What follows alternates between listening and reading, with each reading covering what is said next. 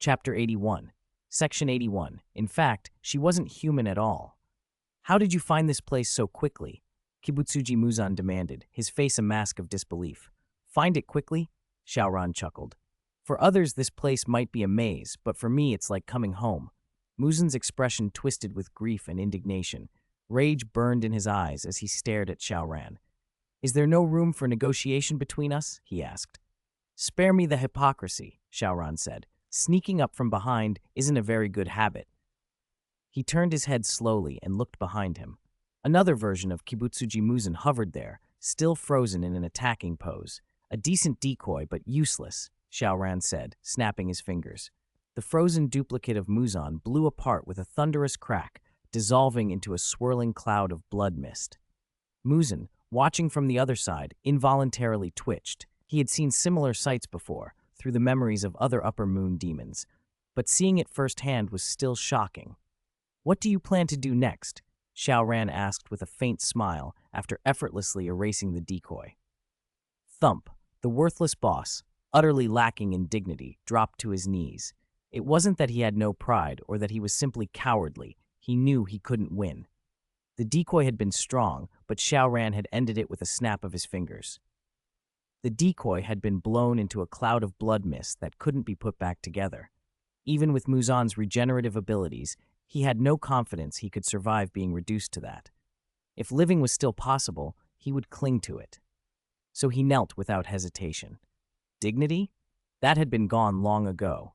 Besides, was it shameful to beg before someone far stronger? Many didn't even have the chance to bow. He comforted himself with that thought as he kowtowed and pleaded with Xiao Ran. My lord, if you spare me, I'll be your dog. I'll be obedient. Xiao Ran blinked. Muzan's Biwa demon, on the other side, kneeling as well, felt her large eye shudder. She had always known Muzan's creations bowed and scraped before him like dogs, and Muzan himself had always been aloof, godlike. But now their lord was the one kneeling in front of someone else, more degraded even than his own minions. He even offered to be someone's dog and claimed he was obedient. Her worldview collapsed in an instant. The whole demon was stunned. Was this really their lord? Muzan heard the Biwa demon's thoughts, but dared not act. What could a mere demon understand? Where there is life, there is hope, he told himself. As long as he lived, everything remained possible. If he died now, there would be no chance to turn things around. He hadn't lived enough yet. He still needed the blue spider lily and his ultimate evolution. He could not die. My lord, please take me, he begged, keeping his head bowed to the ground. No. Xiao Ran refused without a second thought. Taking Muzan as a subordinate? No way. If this was some other villain, Xiao Ran might have considered it, but the worthless boss? No thanks. He did not want such an untrustworthy servant. Muzan looked up in astonishment. My lord, why? I'm obedient. I'm useful, he protested loudly. He couldn't understand why, after surrendering so completely, this human would refuse him. Was he really that worthless? Not even fit to be someone's dog? You're too ugly, Xiao Ran said simply. Muzan's face contorted. Are you joking? He thought. Ugly? At least pick a better reason. And he wasn't even in his demon form now. He had been in human form. Many had called him handsome. His anger exploded. Why? I've already abandoned my dignity. I'll be your dog. As he roared, Muzan's body shifted. His black hair went white. His skin grew deathly pale and corpse-like. His limbs and lower body sprouted viscous hair and patches of flesh from which gaping mouths full of sharp teeth writhed and opened. The transformation was grotesque. White hair and pale skin might be tolerable, even attractive to some, but the countless mouths covering his body were revolting.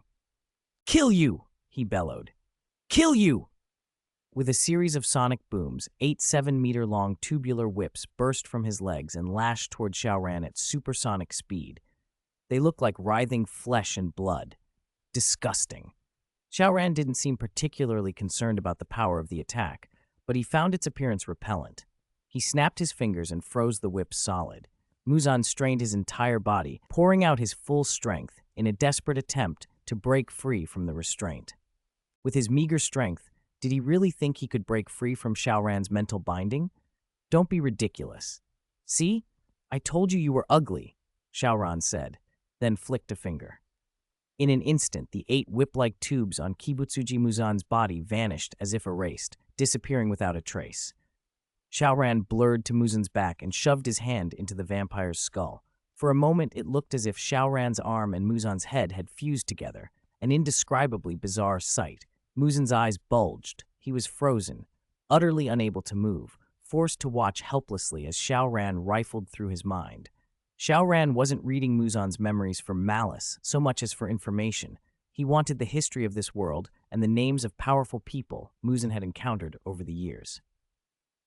"First, let me see which ruthless heavyweights you've met," he murmured. Images flashed through his mind, scenes Muzan had lived through. Xiao Ran recognized several faces. A white-haired man, clad in black and wearing an eye patch. Satoru Gojo? Muzan had actually run into Gojo? How was Gojo still alive? Xiao Ran frowned, then realized Muzan had only glimpsed Gojo at a distance. The sight terrified him, and he fled. Gojo had been busy fighting others at the time and hadn't bothered to hunt Muzan down. As expected, the boss is useless, Xiao Ran thought. He dug deeper. Another memory showed a different white-haired youth in a city far from Tokyo. The boy looked no older than 15 or 16, but when he struck it was like a world-ending force. Muzan had been searching for the blue spider lily and happened to see that attack. He panicked and fled more than 1,000 meters. That's Accelerator. Xiao Ran's eyes went wide. If Gojo's presence was already unsettling, Accelerator was on an entirely different level. Did this world include the New Testament's cosmology too? Did the so-called magic gods really exist here? A chill ran down his spine at the thought of beings who could bend the laws of the world like clay.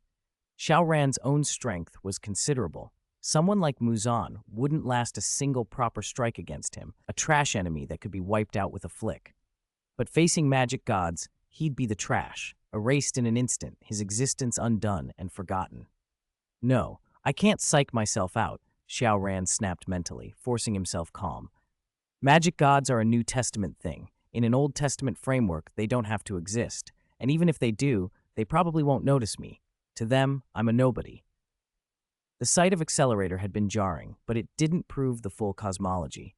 Worrying about gods he'd never met was pointless and dangerous, better not to draw attention. He pushed on through Muzan's memories. After a flood of images, at last one froze into focus. An old face, sharp-eyed and precise, dressed in a tailored suit and a black wool overcoat, an aristocrat. Muzan had seen him over 100 years ago. Xiao Ran recognized the man from his own recollections. "Marquis Vauban," he said to himself. "So the God-Slayer mythology exists here too." Relief mixed with a headache. The gods in the God-Slayer framework were far less terrifying than the magic gods. They weren't world law-forging deities, but beings who held certain authorities in the world. A God-Slayer was a mortal who had killed a god and seized one of those authorities. Marquis Vauban, seen in Muzan's memory, had seized divine authorities multiple times and was known as the first God-Slayer, probably over 300 years old by now. God-Slayers were manageable. Xiao Ran could imagine hunting a god and taking its authority. From what he'd seen of other God-Slayers, the heretic gods weren't necessarily omnipotent. Some authorities could wipe out nations as an area of effect, but that didn't guarantee superiority in a duel. Without fighting them, though, he couldn't be certain, but it felt possible. He went on and found the memory of the person who had driven Muzan out to Kosei Island. In Muzan's recollection, the figure was a blur, a mosaic of indistinguishable features, no gender, no clear face. Muzan remembered being struck down by that opponent's single move, then crawling and begging for mercy. For some unknown reason, the attacker spared him and forced him and his demons out of Tokyo. The person who chased Muzan away had been in Tokyo, perhaps not far from Mihua town, where Xiao Ran lived. Finished with his search, Xiao Ran withdrew his hand from Muzan's head. Muzan was already in a state of frenzied despair. He could feel his memories had been invaded, and every secret, every shameful thing had been laid bare. "I didn't expect your luck to carry you through so much," Xiao Ran said to him. Muzan could only stare with wide, terrified eyes. Luck? If he'd been lucky, he wouldn't have met Xiao Ran today. "But your luck ends here." Xiao Ran's voice was calm. "You've lived long enough. Now you'll know what your victims felt when they died." He released the mental restraint. The instant Xiao Ran loosened his hold, Kibutsuji Muzan erupted, his form fragmenting into thousands of pieces, scattering in every direction. Specifically, he split into 887 separate masses. The first chunk of flesh exploded into a cloud of blood mist that filled the sky. The second followed, then the third. Countless fragments detonated almost simultaneously, saturating the palace with a crimson fog. Anyone breathing that air might have been infected by Muzan's demonic blood in the next second, transformed into a bloodthirsty demon. But there was no one else in the palace. Xiao Ran stood alone, and he had no need to breathe. A biological force field surrounded him. Muzan's blood could not even come close. As the blood mist dispersed, it was finally crushed and dissipated under the pressure of an invisible power, leaving nothing behind. It happened almost at the same moment. The weeping woman who had been kneeling on the ground suddenly collapsed with a hollow thud. Xiao Ran glanced over and felt the life in her flicker out. She was dead. As demons created and sustained by Kibutsuji Muzan, their lives had depended entirely on his will. With Muzan's death, they all faced total annihilation. It wasn't just the weeping woman. Out on Kosei Island, far beyond the Infinity Castle, hundreds of thousands of demons, those hiding in deep mountains, in ancient forests, even those disguised among human cities, went still. Wherever Muzan's influence had reached, life simply ceased. A wind stirred, and one after another the corpses crumbled. Flesh and skin turned to ash, then even bones dissolved into the dry yellow dust of the earth, scattering across the ground. Members of the Demon Slayer Corps fighting nearby watched in stunned silence. "What's happening?" they whispered, bewildered. None of them understood how or why the demons had died so suddenly. Inside the Infinity Castle, the change was equally dramatic. The castle under Xiao Ran's feet shuddered violently. For a moment, he feared it would collapse completely. He was about to open a dimensional gate and leave when the tremors died away and the building calmed. Xiao Ran halted, then extended his awareness and scanned through the layers of the castle. The outermost ring had been wiped away. The whole structure had contracted, barely half of its former size remained. Even reduced, the Infinity Castle was still enormous, roughly the size of a town, close to 400 square kilometers. More surprising, it had stabilized instead of dissolving into nothing, as Xiao Ran had expected.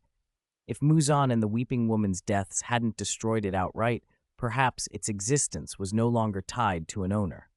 An idea formed in Xiao Ran's mind. Could he control it? He began a deliberate sweep of his psychic power through the castle, a method like radar, probing every corner. His mental force was unconcerned with walls and streets. Where others saw buildings, he perceived only veins of energy and the patterns they made.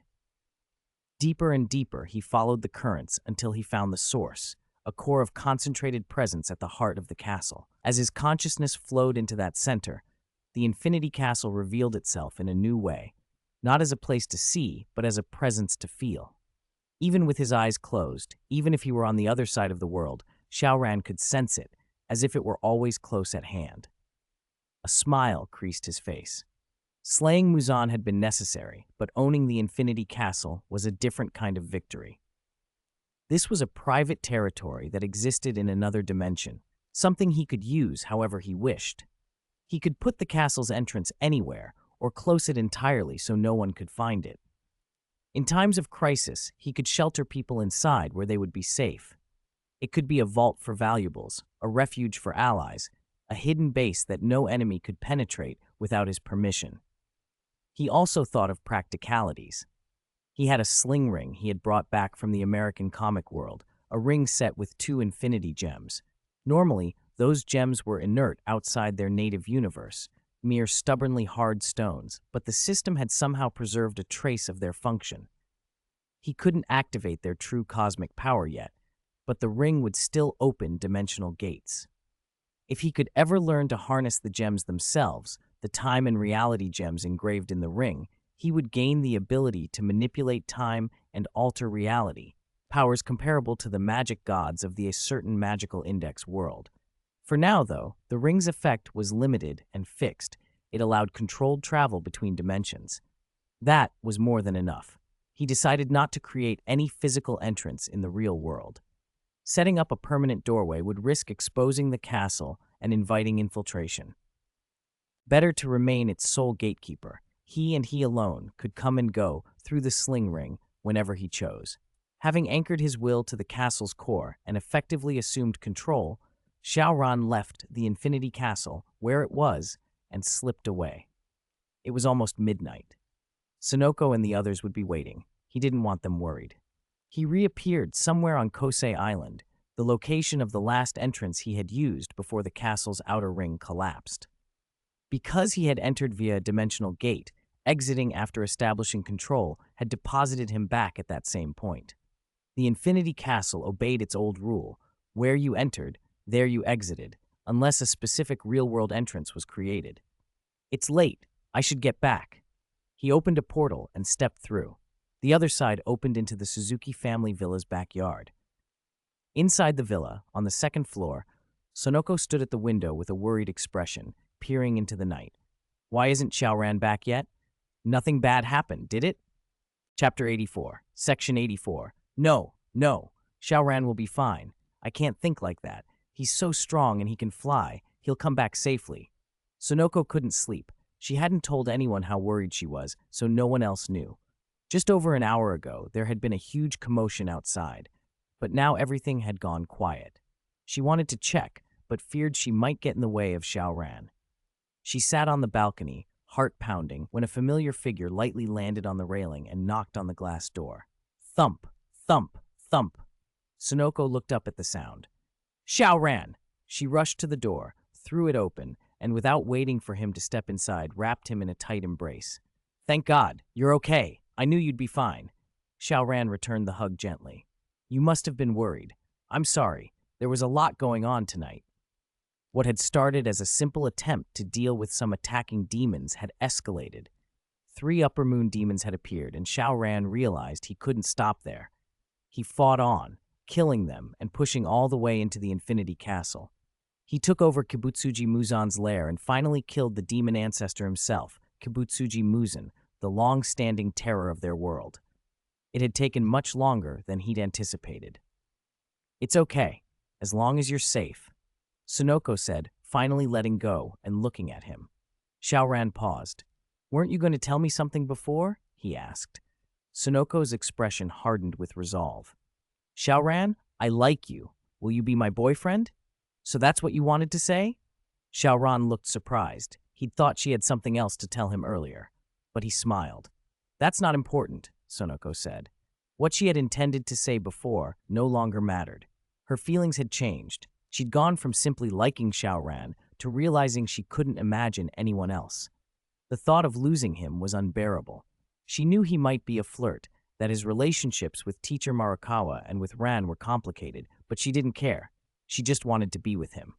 Xiao Ran, do you like me? She asked, voice trembling with hope. Of course, he said, gently stroking her cheek.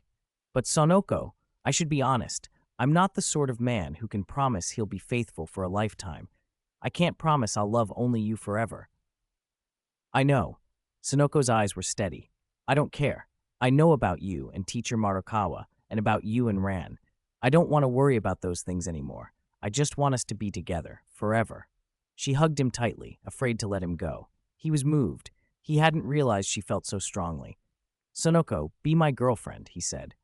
She nodded fervently, rose on her tiptoes, and kissed him. When they broke apart, Sonoko looked at him with misty eyes. Can you stay tonight? Without a word, Xiao Ran scooped her up in a princess carry and carried her into the room. The glass door closed behind them, and the curtains drew themselves. The lights dimmed, and the stars outside twinkled, as if something was being foretold. Demon Slayer Corp headquarters. Sanemi Shinazugawa had returned with his group not long before.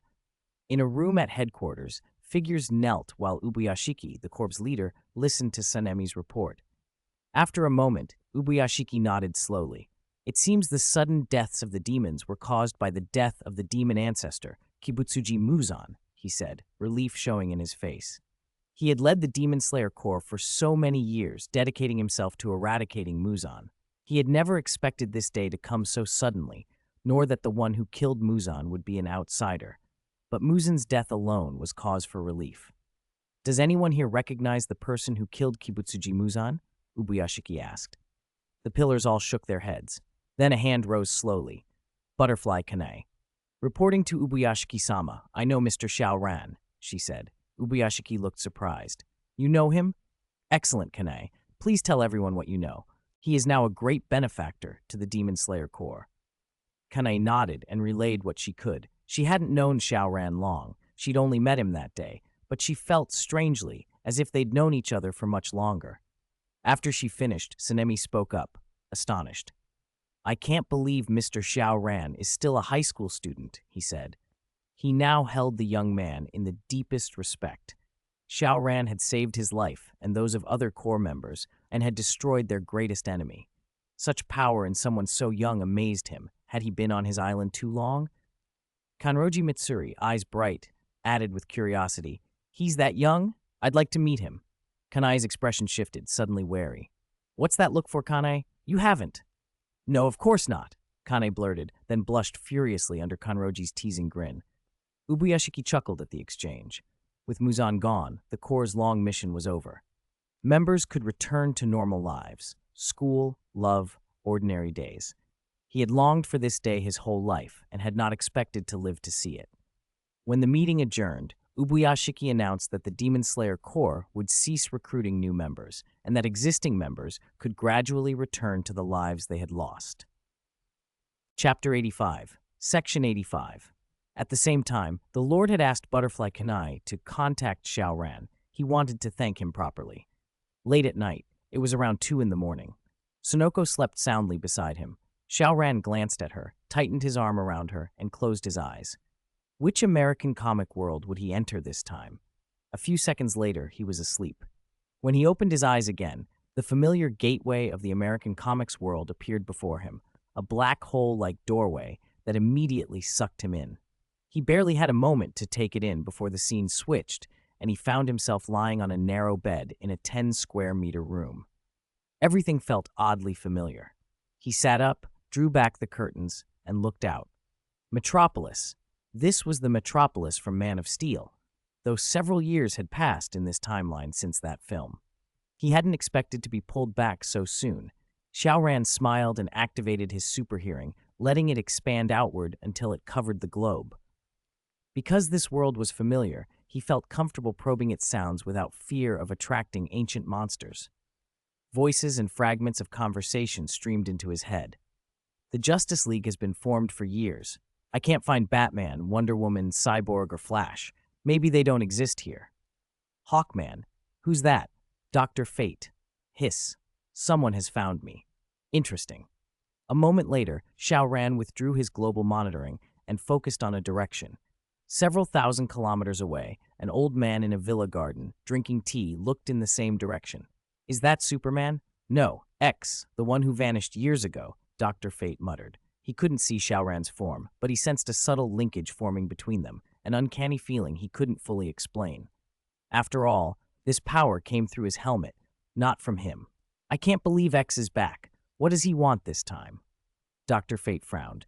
As he brushed a hand over the chair next to him, golden, thread-like filaments gathered and wove into shape.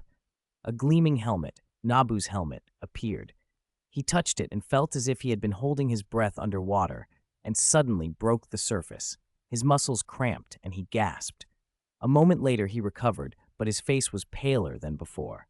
The future. Why isn't he there? Dr. Fate muttered. With the helmet of Nabu, he had always been able to foresee important events. This time, though, the visions offered him nothing new. X did not appear. Fate seemed unable to pin him down. Xiao Ran had already confirmed which American comic world he'd landed in, Black Adam's world, connected to his earlier Man of Steel timeline. That link meant he could retain the identity he'd used in the Man of Steel world. He might run into old acquaintances here, and the American authorities probably had files on him. He didn't know whether they would contact him directly or ignore his return. He summoned the system interface and checked the clear achievement requirements. Defeat Black Adam and Shabak. Xiao Ran raised an eyebrow. If the goal was only that, it shouldn't be too hard. He wasn't just carrying Superman's power now. He also had Cassandra-level mutant abilities, Deadpool's undying body, and Hulk's infinite rage. With those stacked together, taking down Black Adam and the villain Shock didn't seem impossible. Besides, he had 4 term extraction opportunities to use in this world. There were several notable characters here worth extracting. What stood out most to Xiao Ran from the Black Adam movie were Black Adam himself and the Justice Society's heroes. Hawkman, whom he detected earlier, was essentially the Justice Society's founder, playing a Batman-like role. There was Dr. Fate, who channeled Nabu and could foresee the future. If Fate had a character term linked to prophecy, Xiao Ran would gladly spend an extraction on it.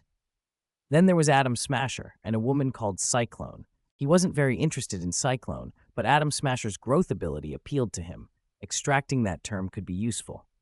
That made 4 obvious targets: Dr. Fate, Atom Smasher, Black Adam, and Shabak, perfect for his 4 extraction chances. But Hawkman's treasured blade, rumored to grant continual reincarnation, nagged at him. If he could extract a reincarnation term from Hawkman, that would add a 5th target. Xiao Ran considered the reincarnation ability. It would be a convenient safety net in case of a fatal accident. But he had doubts. Would a reincarnated self still be the original? Would the system still attach to the new body? If not, reincarnation might mean losing his Kryptonian bloodline and most of his superpowers. Perhaps only some mental continuity would remain. Without the system and without his powers, reincarnation would be far less valuable. "We'll see how it goes," he muttered. If this clear achievement granted him extra extraction opportunities, 3 or more beyond what he already had, he could afford to try for Hawkman's reincarnation term.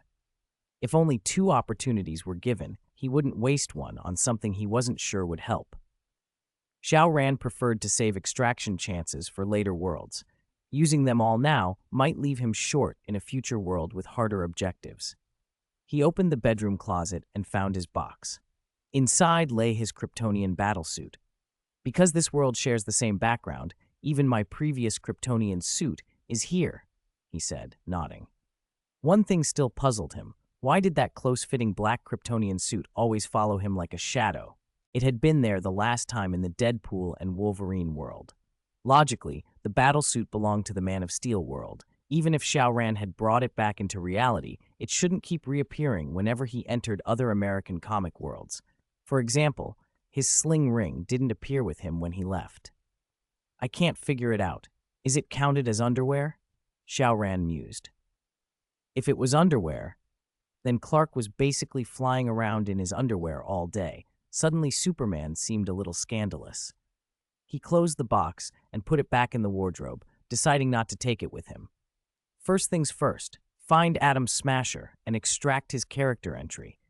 Excluding Black Adam, who hadn't been awakened, and Shabak, who hadn't been summoned by wearing the crown, he only had 2 entries he could extract right now: Atom Smasher and Dr. Fate. Compared to Dr. Fate, Atom Smasher was simple. Xiao Ran planned to get him first. Finding Atom Smasher was easy. Activating his super hearing, Xiao Ran picked up a name: Albert Rothstein. He'd just graduated from college and was unemployed. With that, Xiao Ran left Metropolis in a white cloud of sonic boom, accelerating to Mach 422. All intelligence related to Xiao Ran was transmitted to the head of the Sky Eye Society, Amanda Waller. Amanda flipped through the file on Mr. X. The file was thin, mainly notes on his appearance during the Kryptonian invasion and some speculation about his Kryptonian identity. That was it. "Why is there so little on Mr. X?" she asked, frowning. "That's all the available information," her assistant replied, pushing his glasses up. He reportedly left Earth shortly after the Kryptonian invasion. "So he just came back?" Amanda said. "To be precise, today. Keep monitoring him. I want everything. Where he goes, who he meets, I want it all." "Yes, ma'am." Alone in her office, Amanda looked down at a photograph in her hand. In it, a young man smiled and flashed a peace sign at the camera. It was a photo from his first year of high school, the identity the system had arranged for him in this world. In reality, the man in the picture had never actually taken that photo or even attended school here. Amanda murmured, "Mr. X, Xiao Ran, why have you come back?" "Los Angeles." 7th floor of an ordinary apartment building. Albert Rothstein had just woken up and was preparing breakfast, eggs and toast with a glass of milk, his usual. He hummed while frying the egg, plated it, and sat down. Is that all you eat for breakfast? Came a sudden voice from behind him. Shit! Albert jumped out of his seat and spun around, immediately on guard. Don't be nervous. I mean no harm, the stranger said, calmly watching him. Who are you? How are you in my house? Albert's hand hovered at his side. He'd been raised cautious. Superhero families make lots of enemies. Any stranger could be the vengeful type. Xiao Ran pointed at the open balcony door. Your balcony window was open. I came in through there. And relax, I didn't mean to hurt you. If I had, you'd be dead by now. Why should I believe you? Albert asked, still wary. Xiao Ran looked around, then his eyes flicked to the glass of milk. Heat vision seared from his gaze, and the milk began to steam. He stopped the beam and smiled. How about that? You're Superman, Albert blurted. No, people call me Mr. X, Xiao Ran said, but Superman's a friend of mine. Mr. X? Albert's posture changed at once as memory clicked. Oh, right. When the Kryptonians invaded, you and Superman fought them together. That's right, Xiao Ran nodded. So do you believe me now? Albert sheepishly relaxed and extended his hand. Sorry, I thought one of my family's enemies had come. Xiao Ran shook his hand. No harm done. Albert brightened. Hi, I'm Albert Rothstein, but I go by Atom Smasher. I know, Xiao Ran replied, and a system prompt flickered into view. Ding, is the character entry for target character Albert Rothstein to be extracted? Multiple character entries detected for target character Albert Rothstein. Please select one for extraction. A list unfolded in front of him. Foodie. You love high-calorie foods. Eating them makes you happy. Giant. You can transform into a 60-foot-tall giant. Giantization massively increases your muscle and bone density, granting far greater strength and defense. Atom Smasher only had those two entries. The first was trivial. Xiao Ran made his choice. System. Extract the giant entry. Ding. Extraction successful. A system character panel expanded before his eyes. Name, Xiao Ran, male. Lifespan 17,600 years. Strength 174 tons. Defense can withstand a 20 million ton nuclear explosion. Speed Mach 422. Bloodline Kryptonian bloodline. Superpowers Gigantification, Undying Body, Infinite Rage. Extracted entries Steel Body Superman, Steel Body Big Boss, True Big Boss, Infinite Rage, Undying Body, Giant. Available extractions 3. Right now, Xiao Ran's normal state strength was 174 tons. His speed could hit Mach 422, and his body could shrug off a 20 million ton nuclear blast. On top of that, he held a stack of superpowers, all derived from extracted entries. Gigantification had just been taken from the Giant entry, extracted from Atom Smasher. Xiao Ran couldn't help wondering how much his strength and defense would jump when he transformed into a giant. He planned to try it after he met Dr. Fate. Want some? Albert asked from where he was sitting in front of him. Xiao Ran glanced at the breakfast on the table, shook his head with a look of mild disgust, and refused. You're such a foodie. This for breakfast? Albert shrugged and said, Then I'll eat. I'm a little hungry. I just came to see you. That's all. Xiao Ran smiled. Eat. I'll come find you in a few days, he said, and before Albert could reply, he stirred a faint breeze and vanished. Albert blinked at the empty air. He just left?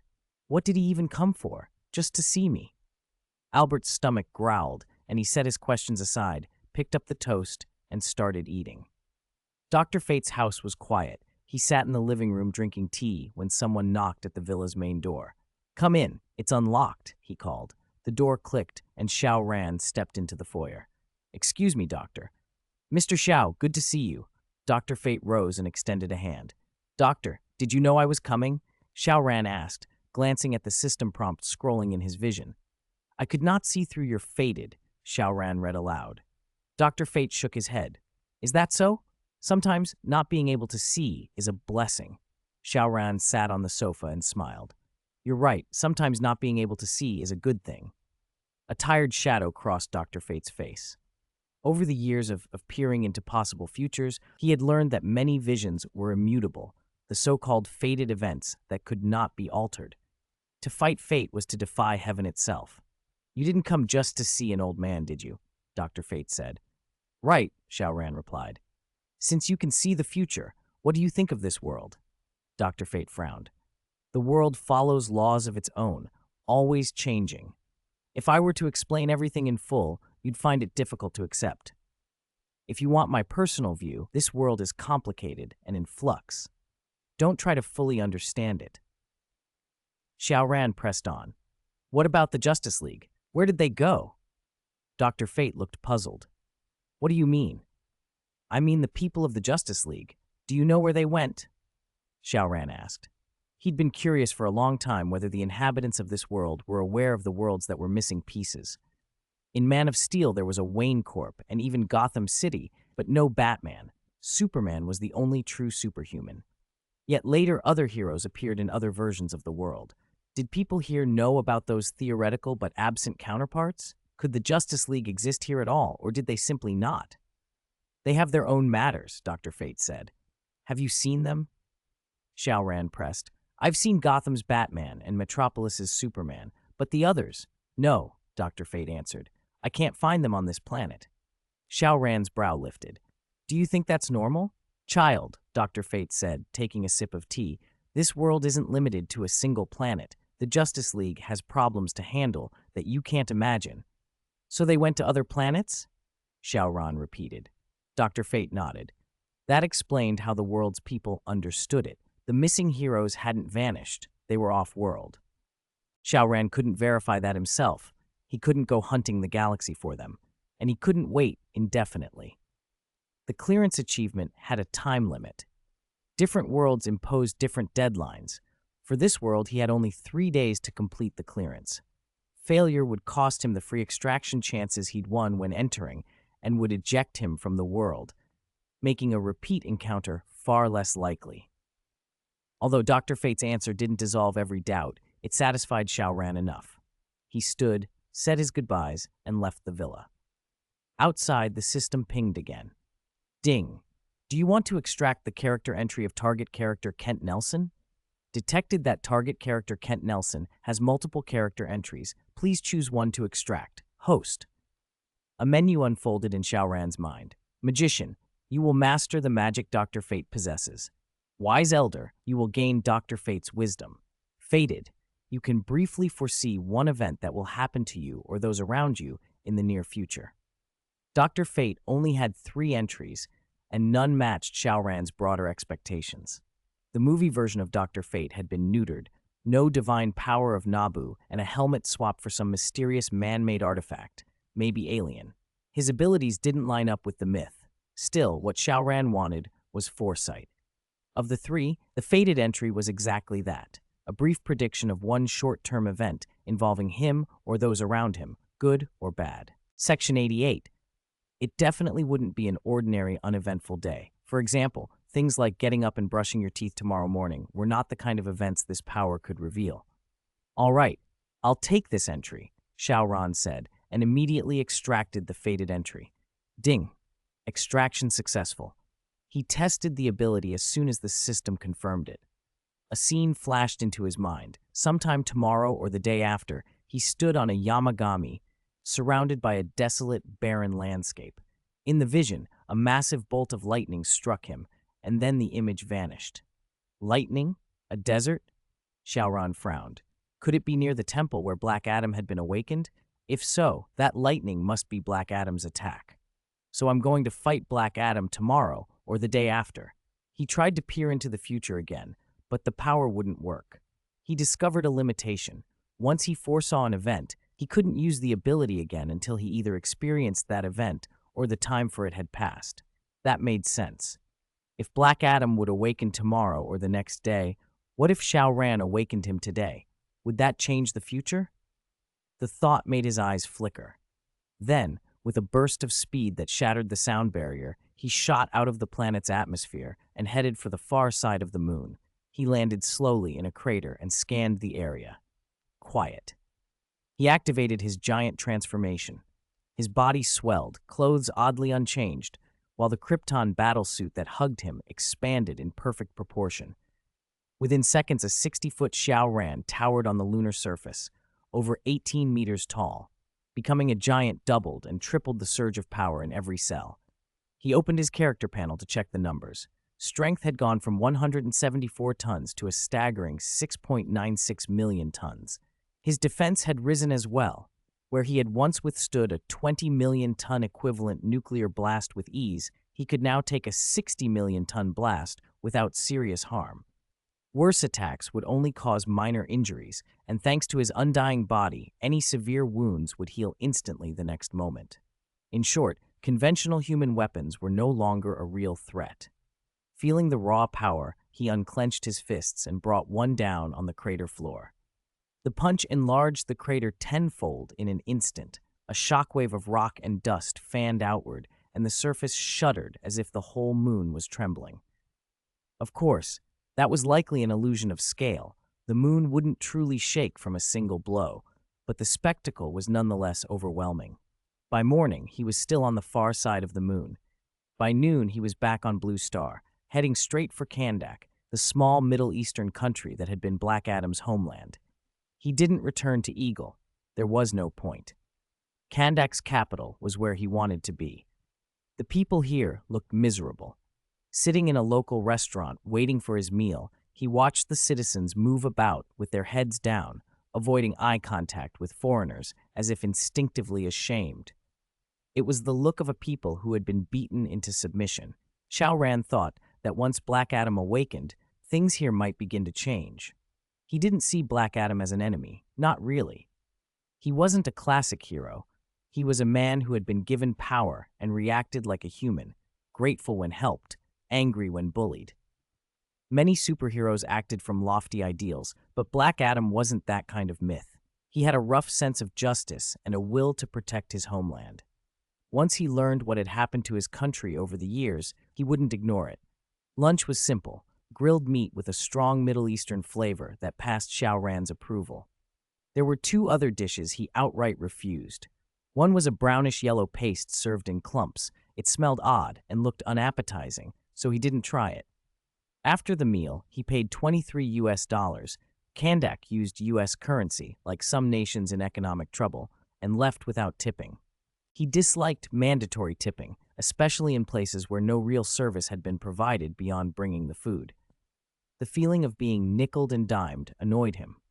He wandered the capital afterward and saw armed foreigners on every street, mercenaries and international security forces, and even armored vehicles and tanks rolling openly through the city. The crews of those vehicles were foreigners too. In the sky, a few sleek, floating motorcycles put off a bright blue glow, definitely advanced tech. More black technology, he muttered, then grew impatient with sightseeing. He flew out to the desert where the old temple was sealed into the mountain. From the top of a peak, he peered through the rock to the interior, a dilapidated temple, ancient and half-collapsed. That was where Black Adam had been sealed. It was also where the Shabak crown had been kept. Xiao Ran sank through the mountain and found himself inside the dark temple. The only light came from a broken opening high above that admitted a narrow shaft of sun. He moved forward until he saw the crown floating between two great stones. It looked forged from some unknown metal, its form disquieting and unnatural. The crown gave off an eerie presence. It was never meant to be human. After all, Shabak had been a demon. Could something that summoned demons possibly be anything good? Xiao Ran hooked a finger and was surprised to find the object wasn't affected by his mental power. "That's something," he muttered. He floated up, reached out, and took the Shabak crown. The moment he held it, he felt an unfamiliar power humming through it. How it summoned the Shabak was a mystery, but Xiao Ran wasn't one to fuss over unknowns. Unknown was unknown, no need to force an answer. With the crown in hand, he turned back to the temple entrance. Carved into the stone floor were ancient inscriptions, Kandak script. Xiao Ran had already prepared for this. When he came to awaken Black Adam, he'd used his superbrain to learn to read and speak the language. See, a superbrain was useful. He blew dust from the carvings, revealing characters worn by time. The mightiest mortal, god of gods, the names of the 6 immortal elders. As Xiao Ran read aloud, blue patterns flared across the floor. When he spoke the word Shazam, the rune's light hit a peak. A lightning bolt crashed down from the sky and struck a nearby rock. Dazzling light and a shockwave erupted through the temple. Far above, a fully armed army was approaching. In a battered van trailing them, several people strained to stay hidden. Adriana peered ahead, worry etching her face. They're heading toward that temple. What could they be after? Who knows? Maybe some kind of war, the heavyset driver grunted. They brought a lot of men. Ismail, in the passenger seat, watched the advancing convoy with shifting eyes. Samir hesitated, then asked, "With an army there, should we still go?" "Of course," Adriana said firmly. "Those are our treasures. We can't let foreigners take them. We must protect them." Samir wanted to argue that their country was barely standing and relics weren't the priority, but he swallowed the words. Adriana wasn't stupid. If things went wrong, they could always retreat. So the four of them, each weighed down by their own thoughts, followed the army into the mountains. Back in the mountain temple, Xiao Ran looked at the huge, pitch-black mass before him. It resolved into a crouched figure. "Hello, can you hear me? Can you understand me?" Xiao Ran called. A flash of lightning flickered in the dark. The half-crouched figure slowly lifted its head. Two bright eyes gleamed out of the black. When the figure turned, Xiao Ran still couldn't make out the face. Black Adam had his back to him. "Hey, I'm here. Can you hear me?" Xiao Ran shouted again. The figure stood. Tall, wrapped in a black cloak, he looked enigmatic and ancient. "Time. How long has it been?" A rough, deep voice echoed through the temple. "Probably a very, very long time," Xiao Ran answered. Black Adam turned, eagle-sharp eyes studying him. Then his gaze fell on the Shabak crown in Xiao Ran's hand. "That's not yours," he said. "Yes, it is. Now," Xiao Ran replied, shaking it. At that, the man's expression hardened. "The last person who owned it caused my son's death," Black Adam said coldly. "Do you want to be the second?" "I'm sorry. As far as I know, your son is not here anymore," Xiao Ran said. "He died saving me."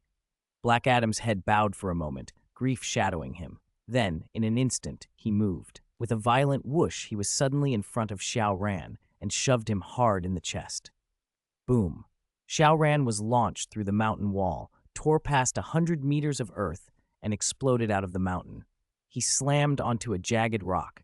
The impact shattered the stone into flying fragments. Approaching army units and circling helicopters saw the blast. "Someone came out of the mountain," a voice called over the radio. Black Adam rose from the temple, then drifted out as if defying gravity. He loomed, not particularly fast, surveying the destruction below.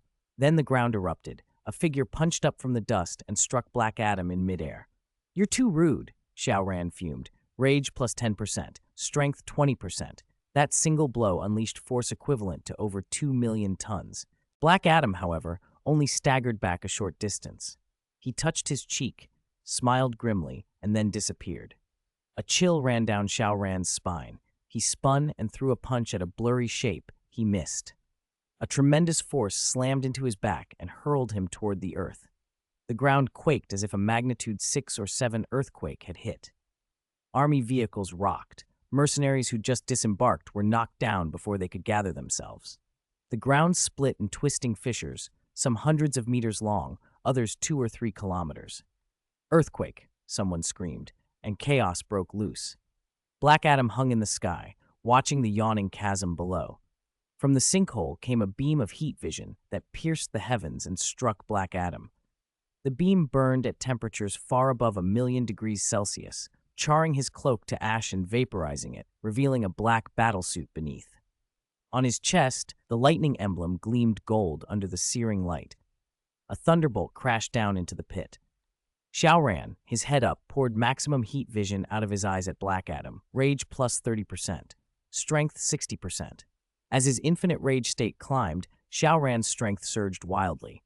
But it wasn't just brute force rising. Every one of his abilities intensified. Infinite rage normally amplified raw strength in a Hulk-like way. Hulk's combat is simple. Strength is everything. Xiao Ran was different. His powers were compound. His steel body Superman ability alone granted multiple capabilities, and the true Big Boss ability layered on even more. So the infinite rage buff interacted with him in unexpected ways, enhancing not only his strength, but the breadth of his overall powers. As his rage climbed, Xiao Ran's destructive abilities amplified. Anything tied to destruction was blessed by infinite rage.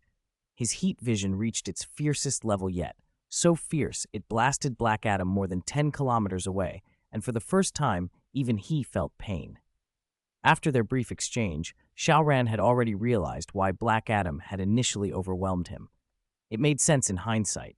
In this timeline, many years had passed since Zod's invasion. Clark had been growing stronger every year, especially during the Justice League era. Back then, Clark's strength had been at least 5 million tons, over 6 times what it had been during the Zod invasion. Now, with several more years of growth since the Justice League, Clark's strength could conservatively be estimated at around 10 million tons. Black Adam was set up to go toe-to-toe with a typical Superman, and his magic even countered Superman in some ways. So Xiao Ran guessed Black Adam's strength was likely near 10 million tons, and his overall abilities matched that level. That explained why Black Adam's speed and power had completely outclassed him. Xiao Ran was simply too young. Had he lived through those intervening years normally, his strength might well be comparable to or exceed Black Adam's. He had both the Steel Body Superman trait from Clark and the Steel Body Big Boss trait from Zod, both stacking with the Kryptonian bloodline. But Clark had also been recharged by a mother box upon resurrection, which erased much of the gap. Xiao Ran, however, hadn't had that time. It had only been about 10 days since he last split from Clark, not nearly long enough to grow that much. A lightning bolt from the sky suddenly slammed into him, sending waves of white-hot pain through his body. Ah! Xiao Ran roared, and his heat vision flared. He forced himself forward, accelerating past Mach 600 in an instant, appearing at Black Adam's side more than 10 kilometers up. The two transcendent beings collided with a deafening bang. The energy of their clash ripped the clouds clean out for tens of kilometers. As Infinite Rage continued to spike, Xiao Ran's strength surged. Where he had first been completely outmatched, he now closed the gap. An 8 million ton punch smashed into Black Adam's face. Despite wielding Shazam's power and being far more formidable than the Justice League-era version, Black Adam was staggered, disoriented. Xiao Ran roared and pummeled him, and the outpouring of his mental energy began to interfere with Black Adam's magic. Lightning tore across the sky. The flare could be seen for hundreds of kilometers. The sound of their battle was like a nuclear blast, a single cataclysmic clap that seemed to silence the world. His rage kept rising. Xiao Ran deliberately used his telepathic suggestion on himself, dredging up every grievance from this life and the previous one until fury filled him to the brim. Black Adam had come down like a king, but now he was being reduced to a storm under Xiao Ran's assault. 12 million tons, 14 million, 18 million. Under Infinite Rage, Xiao Ran's strength exploded from his baseline, a mere 174 tons, into the millions. And it wasn't finished. A 25 million ton punch. "Can you take this, Black Adam?" Xiao Ran shouted and drove his fist into Black Adam's chest. Black Adam reeled away like a shadow tearing into light and slammed diagonally into a massive mine below. The ground imploded as if a black hole had opened. The entire mine and the surrounding kilometer collapsed, the earth buckling and sinking as though its core had been hollowed out. The cataclysm rolled and groaned for 5 or 6 minutes before the devastation slowly settled. Thick smoke and dust shrouded more than 10 kilometers, a hellish cloud that from a distance looked like a roaring beast. Hundreds of thousands of people in the distant Kondak capital fell to their knees, praying for divine mercy. Xiao Ran hovered 1,000 meters up, watching the ruin. His fury finally ebbed. He exhaled, feeling the monstrous power drain from him until he returned to his normal strength. Infinite Rage. It's unreal, he murmured. His regular power was clearly inferior to Black Adam's, but Infinite Rage had let him leap past that limit and deliver force more than twice as strong, leaving Black Adam with no room to counter. It was a fundamental shift in offense and defense. Deep underground, nearly 80 kilometers down into the upper mantle, a dazed Black Adam had just staggered to his feet when a hand closed on his throat and lifted him up. "Still fighting?" Xiao Ran asked. Anger flared across Black Adam's face, then faded as his fists unclenched. "No more fighting," he said, and with a powerful shove broke Xiao Ran's grip and shot back into the sky. Xiao Ran smiled inwardly. He knew Black Adam hadn't surrendered out of weakness. He'd been newly awakened, full of rage, and Xiao Ran's provocation had pushed him to fight. Now that the vent had been taken, confusion and the need to understand the situation had supplanted his rage. He took no further interest in the receding figure. Instead, he glanced at the system prompt that had appeared when he grabbed Black Adam's throat. A menu unfurled. Do you want to extract the character entry for target Teth Adam? Target character Teth Adam has multiple character entries detected. Please select one to extract. Options: 6 Gods Power. The power of 6 gods grants unparalleled combat ability. Kingslayer. You have slain kings. Nation's highest leaders will hate you, but you gain special attack effects against them. Guardian God. You are the guardian deity of a nation, a hero to the people. Within your protected land, you receive a combat boost. Only one of the entries was truly useful to Xiao Ran. 6 Gods Power, Shazam's Power, Solomon's Wisdom, Hercules' Strength, Atlas' Stamina, Zeus' Thunder, Achilles' Courage, Mercury's Speed, Zeus's Magic, Achilles' Invulnerability, Mercury's Speed. The 6 Gods Power rolled into one. That was Shazam. Whether it was the original Shazam or the anti-hero Black Adam, both had to shout Shazam to access that power. Shout it again and you'd lose it. Xiao Ran was different. He had extracted the 6 Gods Power entry and acquired the abilities directly, no shout required, and no risk of accidentally giving them back. System, extract the 6 Gods Power entry, he murmured. Ding. Successful. Immediately, the mechanics of the 6 Gods Power flooded into him. Strength, endurance, and speed were now bodily instincts. Zeus's magic, however, required conscious control, creating and manipulating lightning. This wasn't ordinary lightning. It was divine, magical lightning, and its destructive force was entirely different. Natural lightning wouldn't have hurt him the way that bolt had. Open character panel. He summoned the panel to check his status. Name, Xiao Ran. Lifespan, 17,600 years. Strength, 13,000 tons. Defense, can withstand a 120,000-ton equivalent nuclear explosion. Speed, Mach 100. Bloodline, Kryptonian bloodline. Superpowers, 6 Gods Power, Precognition, Gigantification. Extracted entries: Steel Body Superman, Steel Body Big Boss, True, Big Boss, Infinite Rage, Undying Body, Giant, Fated, 6 Gods Power. Available extractions. His strength had shot up from 174 tons to 13 million tons. His speed had climbed from Mach 422 to Mach 1500, about 510 kilometers per second. At that speed, he could cross the 380,000 kilometers from Blue Star to the moon in roughly 12 minutes. My strength just skyrocketed, Xiao Ran said, grinning. With infinite rage stacked on top of this, I could probably punch Black Adam's guts out. He looked up and vanished from the deep pit with a soft boom. 80 kilometers in less than 0.2 seconds later, he was back at the surface. Above Blue Star, a sonic boom cloud trailed him like a white scar across the sky. He climbed to Mach 1500, looped the planet a dozen times, then settled above Kandak to search for Black Adam. He found him quickly. Black Adam had already gone into the city, and a woman was at his side. Xiao Ran squinted. She matched the film's female lead. After all those twists, she'd still cross paths with Black Adam. Fate, perhaps. He swept his gaze across the city and located his real target. Ismail, the last descendant of King Acton, the human vessel of Shabak, the movie's big villain. Ismail hadn't yet obtained the Shabak crown, but Xiao Ran did have the crown in his hand. If necessary, he could summon the demon Shabak. Should I use precognition again? He wondered, and activated the ability. Images flashed in front of him. He was fighting a demon, Shabak, whose strength exceeded Black Adam's. In the visions, his blows barely fazed the creature, while its attacks put him in serious trouble. The sequence ended with him blasted into a pile of rubble. The images vanished. Every time I precognize, I get beaten up, he thought, rubbing his nose. He hadn't unlocked any attribute that should bias the visions. Why did each premonition show him losing? Was his precognition faulty? He remembered that Dr. Fate had claimed he couldn't see Xiao Ran's future, perhaps because Xiao Ran was an outsider. But this was his own ability now. It should be accurate. He'd already altered futures before, yet certain events still happened, like getting struck by lightning. Some things seemed stubbornly fixed.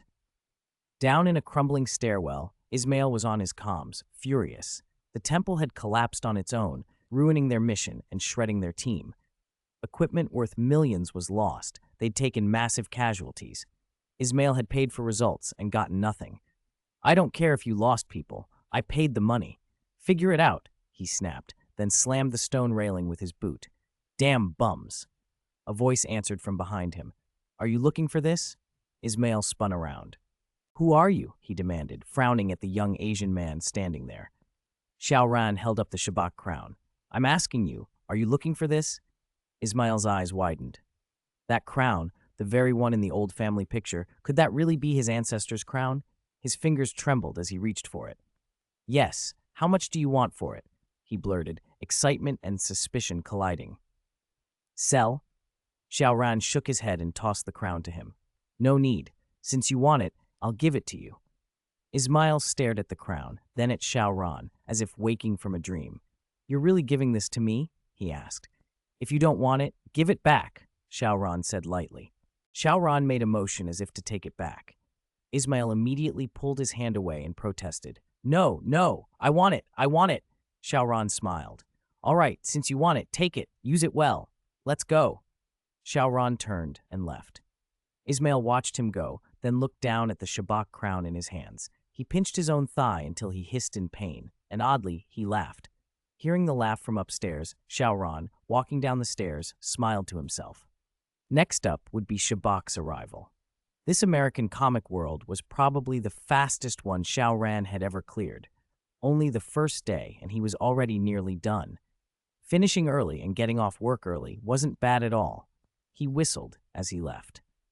Adriana's apartment, the little home she shared with her son, was quiet when Black Adam, who had been invited over, looked around. The furniture and gadgets were unfamiliar to him. The television he had zapped with lightning earlier still seemed weird, with pictures and sounds trapped inside. Adriana tried to reassure him, "You'll get used to living here." Her son, Amon, watched Black Adam with wide curiosity. "You're Kandak's guardian, right?" he asked. Black Adam glanced at the boy and shook his head. "No, I'm not Kandak's guardian." He walked to the balcony and pointed toward a huge stone statue in the distance. "That," he said, "is my son. He's Kandak's guardian." Amon blinked in confusion. "But aren't you?" "No," Black Adam repeated, voice low. "I'm just a furious father." The boy looked at him, hopeful. "But you'll still protect Kandak, won't you?" Black Adam said nothing. An awkward silence settled between them. The door burst open. "Ismail, what are you doing in my house?" Adriana called, surprised. Ismail stepped in with a smile. As he drew near, he suddenly pulled a pistol from the small of his back and fired into Adriana's thigh. The shot cracked through the small room. "Mommy!" Amon shouted and ran forward, and Ismail grabbed him, pressing the gun to the boy's head. "Where do you think you're going, kid?" He fired again, laughing. "Why did you shoot my mom?" Amon cried, furious. "Because you were in my way," Ismail said, amusement in his voice. Adriana, bleeding and on the floor, glared up at him. "Ismail, let Amon go. Whatever you want. Come at me." Ismail sneered. "Your lives are in my hands now. Why would I listen to you?" He aimed the gun at Black Adam. "You think you can be Kandak's guardian? What makes you deserving of that?" Black Adam's face hardened. He didn't want to kill needlessly. "Put down the weapon. I don't want anyone else to die," he said, restraining himself. Ismail laughed and fired. Bullets spat at Black Adam, but the pistol rounds did nothing. They bounced off or shattered harmlessly against him and clattered to the floor. Ismail's grin only widened. Then he turned the gun back to the child. "Die!" he snarled and pulled the trigger. Time seemed to slow. To Black Adam, the bullet hung in the air, a small, shimmering sphere of motion and pressure crawling toward Amon. The sight stabbed through him like a memory, an arrow long ago that had killed his own son. Hatred flared in his eyes. Black Adam reached out and caught the bullet mid-path with a single hand. Lightning crackled from his other palm and slammed into Ismail. The blast exploded through the room. Ismail's body was seared and hurled backward. He crashed through the wall and flew out into the street. To everyone else, it had all happened in an instant. Amon stared, terrified, until the tall figure loomed between him and danger. Then the boy whooped in relief. "You saved me! I knew you'd be Kandak's guardian." He sounded like someone who just won a dream prize. Adriana, pale and sweating, let Amon help her to the sofa. "Does it hurt?" he asked anxiously. "It's okay. Just a gunshot wound to the thigh." "No one will die," she told him, then looked at Black Adam with a complicated expression. "Thank you for saving us." Black Adam waved off the thanks. "I'm sorry I damaged your home." "It's fine. We can patch it up later." Adriana told her son to go check on Ismail. Aman ran outside and returned breathless. He's charred by lightning, he reported. Excitement had replaced fear in his face. He's dead. Adriana stared down at the place where Ismail had fallen, bewilderment and anger twisting together. Why had he come to kill them? What did they have to do with whatever he'd thought they stood in the way of?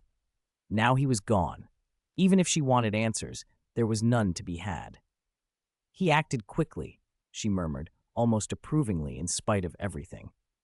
Far away, Xiao Ran stood among the ruins of an ancient palace, the ruined Kondak Palace where King Akton had been slain by Black Adam. From that vantage, his sight cut through layers of the city like a knife. He had watched Ismail's scene unfold, watched the desperate man actively seek death. To summon Shabak, Xiao Ran remembered, two things were required, the Shabak crown itself and the determination to face death. That determination was inscribed on the crown's inner ring. Death is the path to life.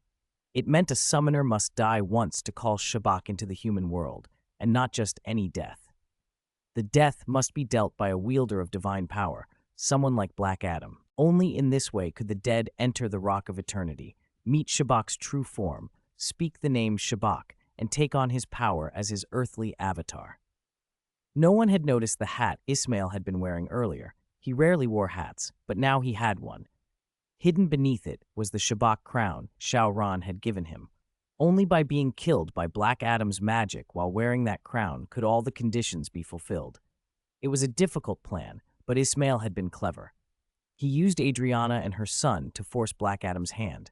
The shot at Adriana proved his resolve. The shots aimed at Black Adam showed his contempt, and the final shot at Aman was the true provocation.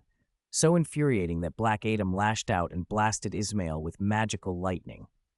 At that moment, Ismail's goal was achieved. Shabak, it's time for you to descend, but not there, Xiao Ran murmured, smiling. With a gentle motion of his finger, Ismail's body in the stairwell sank into the ground and vanished. A moment later, a charred corpse rose up out of the earth before Xiao Ran. He smiled and released whatever control he had over it, letting it drop to the floor. This will do, he said. He needed Shabak's full manifestation, not a reduced, half-formed version. Only by letting him ascend the throne could Xiao Ran receive Shabak's greater power. If Shabak had been summoned only in that stairwell, Black Adam might have pulverized him on the spot. Now, however, there was no risk of interruption. Far above, 10,000 meters in the sky, a sleek, futuristic spaceship was heading toward Kandak. On board, Atom Smasher and Cyclone, summoned for the mission, watched Hawkman, who was piloting the craft, with a mix of confusion and awe. On a nearby sofa, an elderly Dr. Fate sat leisurely, holding his helmet and sipping tea. I forgot to ask, do you think this operation will succeed?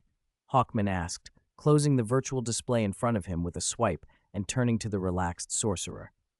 It wasn't destined to succeed, Dr. Fate said with a small smile as he sipped his tea, but now it is.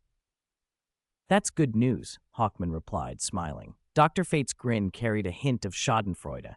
In a future he had once seen, Hawkman died at the hands of Shabak's avatar, Kandak fell, and the world faced a terrible crisis. But a half hour ago, when he checked that vision again, everything had changed. Hawkman no longer perished, and the catastrophe no longer occurred. The change seemed tied to the man they had met that morning, Mr. X. But in the visions, Mr. X's figure remained shrouded, always blurred beyond clear sight. Still, Dr. Fate had seen Hawkman take a sound beating, which explained the malicious little smile. Hawkman would survive, but not without pain. Hawkman's durable body could take it. You're hiding something, Hawkman said suspiciously. A chill had crawled up his spine a moment earlier, as if something bad might happen. That's your imagination, Dr. Fate replied with a calm smile. Hawkman gave him a long look, then contacted Amanda Waller of the Sky Eye Society. The Justice Society had been invited by Amanda to go to Kandak and deal with the Black Adam problem. Although Black Adam had only recently awakened from slumber, in a few short hours he had shown the world the full force of his power. Amanda had chosen the Justice Society rather than the Justice League because this matter involved Mr. X. As everyone knew, Mr. X, like Superman, came from Krypton, and Superman was one of the Justice League's big three. Amanda did not trust the League on this delicate issue and preferred Hawkman's team. It helped, too, that many Justice League members were off-planet. Still, Superman was here. Atom Smasher, taking part in a team operation for the first time, was a little nervous. He glanced at Cyclone, who looked about his age, and asked, "Have you done this kind of operation before?" "No," Cyclone admitted. She was a dark-skinned woman with a mass of fluffy hair that made her head look larger. Her green combat suit softened the contrast with her skin. "Me neither. I'm a little nervous." "Do you know who our target is?" "I heard he's dangerous," Atom Smasher continued. "We might not have just one target," Cyclone said. "Do you think Mr. X will be one of them?" "He's a hero." "Surely not," Atom Smasher said quickly. He had met Mr. X that morning, and despite the mystery surrounding him, had come away with a favorable impression. "Really? Have you heard about any of his feats, besides the time he dealt with the Krypton invaders?" Cyclone asked. She clearly had reservations about Mr. X. "He saved the Earth, didn't he?" Atom Smasher argued. "That was Superman's credit," Cyclone replied. In past media, Mr. X's role had been downplayed while Superman was lionized, elevated by the authorities into a godlike figure. Xiao Ran suspected powerful people did this to make Superman politically useful, easier to morally pressure and control.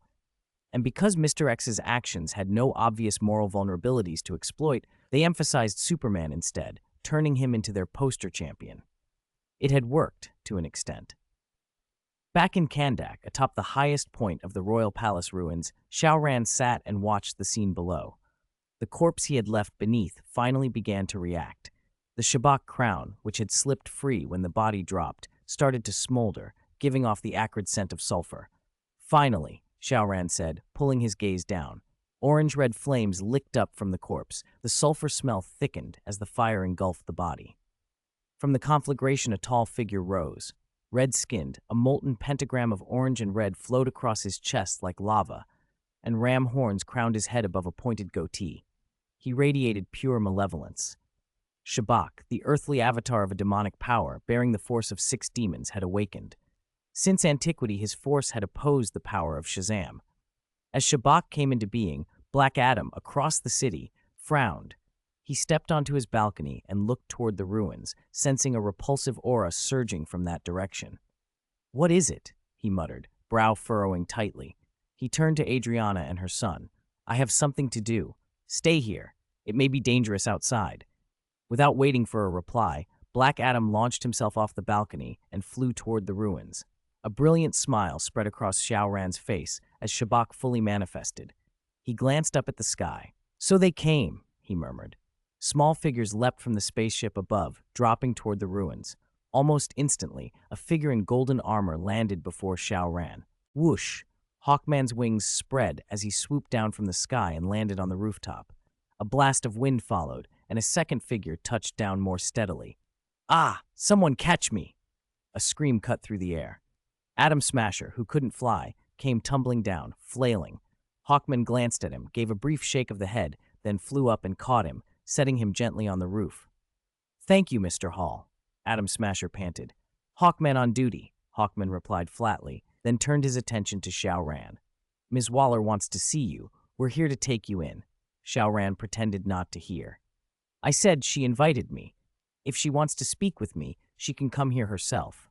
Hawkman didn't buy the act. It was a clear refusal. He'd expected resistance. "So you're refusing Miss Waller's summons?" Xiao Ran regarded the Justice Society with a faint smile. "I have important business to attend to. If you don't, go back where you came from and don't get in my way." "I knew words wouldn't help," Hawkman muttered, exposing his axe as he readied to act. "Wait!" Atom Smasher stepped between them, trying to calm things. "Mr. Hawkman, can't we talk this through? No need to fight." "I already tried talking," Hawkman snapped. "It didn't work. If you don't want to fight, then stand aside and watch," Hawkman added, leaving Atom Smasher no choice but to hesitate. With a roar, Hawkman charged. He swung his axe with full force, aiming at Xiao Ran. Hawkman was no lightweight, strong, heavily armored, and dangerous, but compared to the heavy hitters the city had seen, he wasn't on the same level. He had wanted a chance to trade blows with a Kryptonian. This X in front of him would be the closest thing. Xiao Ran caught his neck with one hand, casually knocked the weapon aside, and with a single push sent Hawkman flying.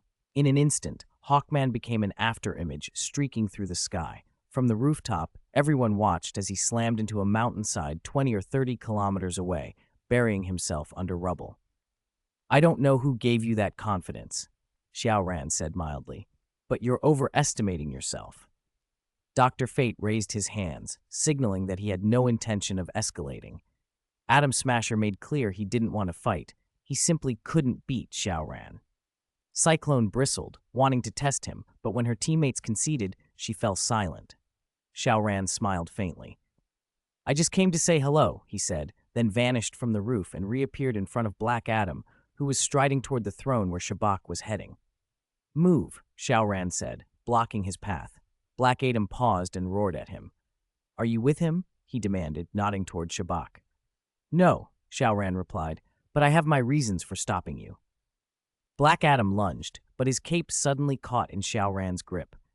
With a heave of raw strength, Xiao Ran sent him flying like a meteor. The throw had the force of millions of tons.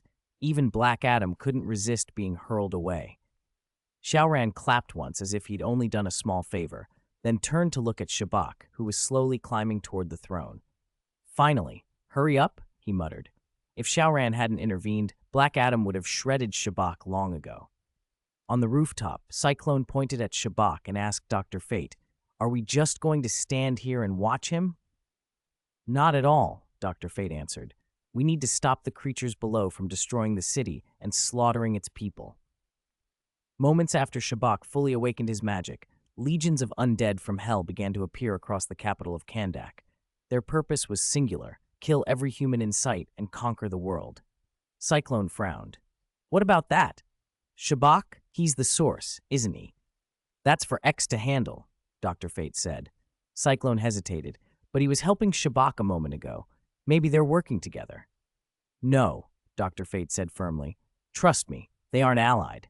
Hawkman staggered back onto the rooftop a short time later, coughing and clutching his ribs. He looked battered, several ribs cracked, internal injuries visible. Atom Smasher rushed over in concern. Mr. Hawkman, are you all right? Hawkman ignored the askew concern and went straight to Dr. Fate. You saw that? Dr. Fate nodded. He should have died there. He changed everything. Hawkman's anger dissipated into stunned silence. Compared to being killed outright, his current state, injured, humiliated but alive, felt like an oddly preferable outcome. Begrudgingly, he swallowed his pride. I don't want to. Hawkman's dark face grew even darker. He couldn't accept that Xiao Ran had saved his life. Don't think about it now. We still have things to do, Dr. Fate said, looking down at the Hell Legion swarming the city. With a flash of golden light, he disappeared. Fuck, Hawkman muttered, then turned to Atom Smasher and Cyclone, who looked confused. Come on, we're going to wipe out those hellish bastards. Atom Smasher and Cyclone exchanged glances. They both thought, Mr. Hawkman seems to have a lot of resentment, but neither dared aggravate him, so they nodded and followed. Xiao Ran ignored the Hell Legion ravaging the city. Those small fry could be handled by the Justice Society. He didn't need to get involved. He landed lightly on the palace ruins and walked toward Shabak, who had fully awakened the Six Gods' power. It's you. Seeing Xiao Ran, the man who had given him the Shabak crown, Shabak frowned. He still felt that Xiao Ran had ulterior motives. Are you here to pledge your loyalty to me? He asked. Xiao Ran smiled and shook his head. No, I'm here to kill you. Shabak blinked. Are you insane? Even with the Six Gods' power, his brain couldn't make sense of it. Xiao Ran had helped him climb to this position. Now he said he wanted to kill him? It made no sense at all. Are you out of your mind? I know you probably have a lot of questions, Xiao Ran said with that calm smile. It doesn't matter. You're going to die very soon, and dead people don't need answers. The next instant, Xiao Ran was in front of Shabak and sent him flying with a single punch. A translucent menu flickered into Xiao Ran's vision. Do you want to extract the character entry for target character Ismail Gregor? It is detected that target character Ismail Gregor has multiple character entries. Please choose one to extract. A list unfolded before his eyes. Descendant of the king. Your ancestor was once a king of a certain country. You possess the bloodline of a king, born noble. Schemer. You are skilled in scheming and calculation. Your success rate when calculating others is improved. Six gods power. You will gain the power of the six gods from hell. Don't worry, you won't assume that ghostly appearance because of it. Hell Legion. You have the ability to summon the Hell Legion to descend. Shabak's entries even outnumbered Black Adam's. Xiao Ran had only one goal, though. The first two entries were useless to him. The royal bloodline was irrelevant, and while the schemer trait might be helpful, Xiao Ran wasn't the kind to rely on plots. His superbrain usually told him to go straight for the solution. The third entry was his target, the six gods' power. Best of all, the system's description promised he wouldn't take on Shabak's ghostly appearance. He liked his current look and didn't want any monstrous transformation. The fourth entry, Hell Legion, was attractive in other circumstances. The Legion's troops were individually weak but numerous and immortal. When he had been weaker, that might have been worth taking. Now, with only one extraction chance left, he didn't need them. It would be nothing more than a petty bonus. System. Extract entry. Six gods power. Ding. Extraction successful. The extraction happened instantly. That was one thing Xiao Ran appreciated about this system. It didn't make him jump through hoops or wait for 10 minutes or an hour. Once it was done, it was done. With the six gods power now integrated, he immediately understood its nature. Despite the name, many components overlapped: super strength, super endurance, super speed, basically standard boosts. Like Shazam's gifts, some were repeated archetypes. Shabak's version included a sort of magical hellfire, akin to Shazam's lightning from Zeus, but infernal. That hellfire carried enchantments especially effective against warriors who had maxed out physical resistance, like Superman.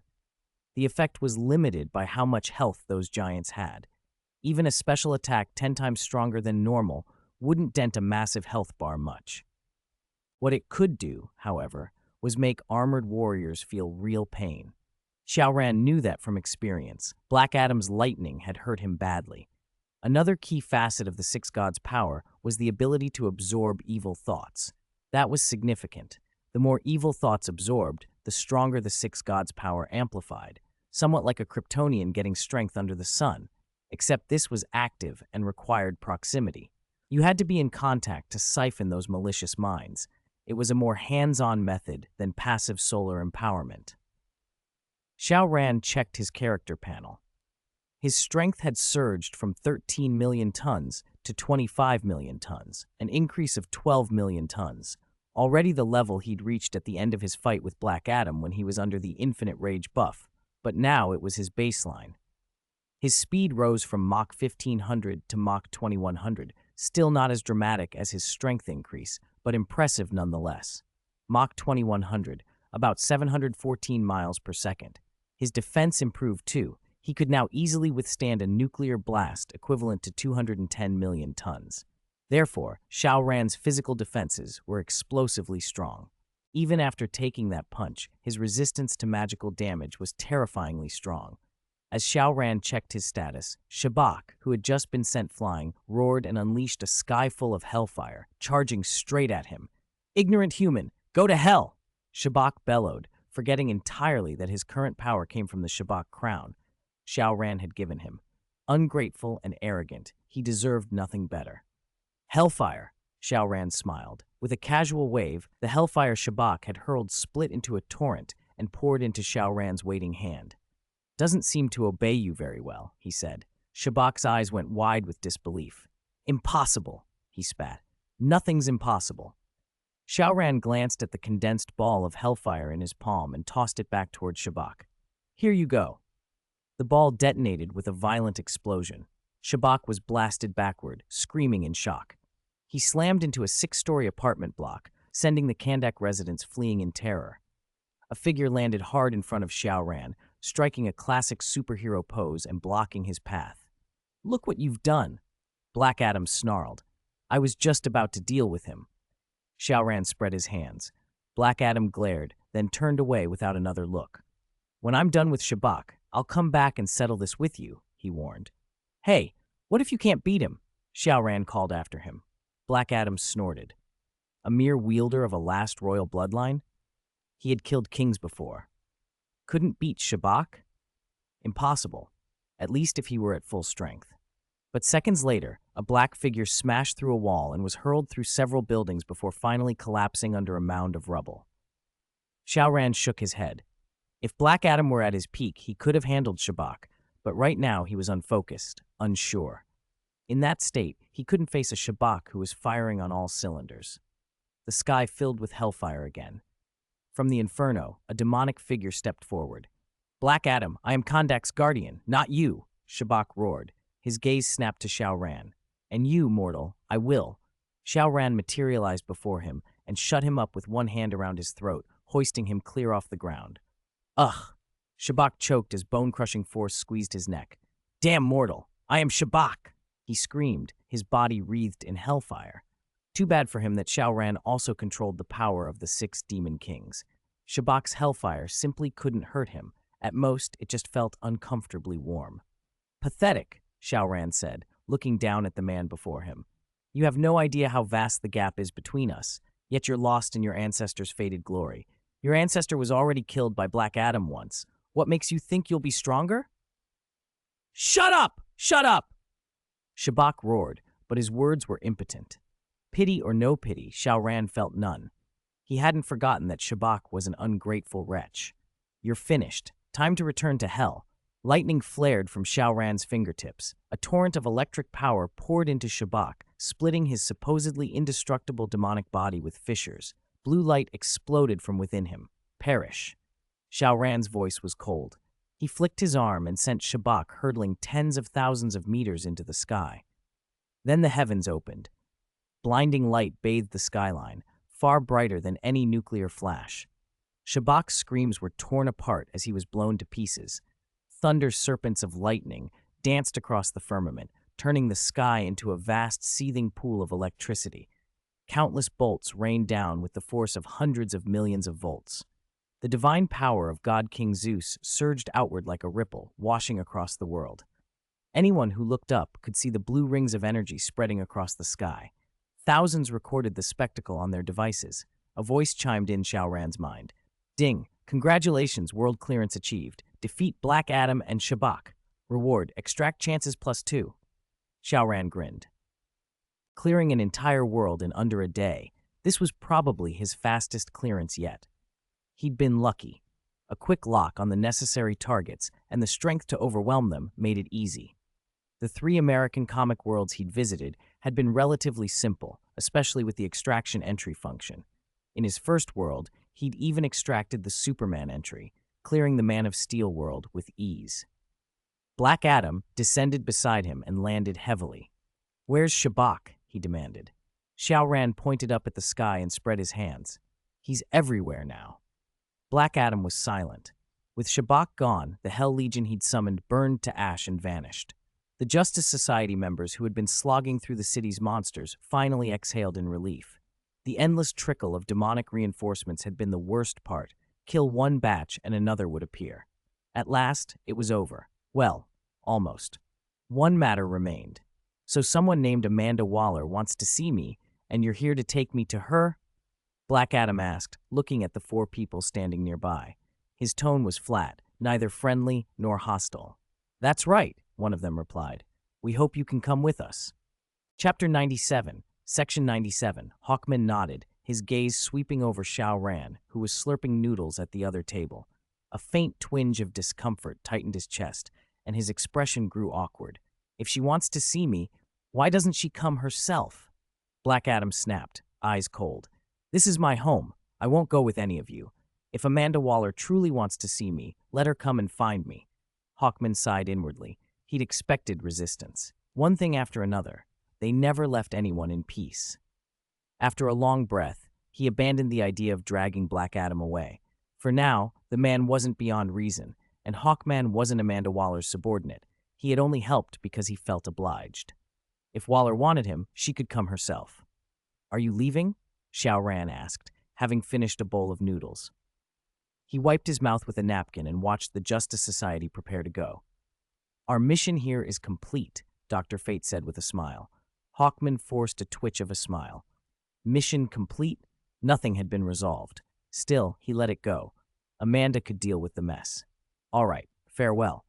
Xiao Ran waved cheerfully as they turned to go. Hawkman ignored him. Despite Dr. Fate's claim that Xiao Ran had been his savior, Hawkman felt no particular gratitude. Adam Smasher, however, had learned Xiao Ran's name and called after him.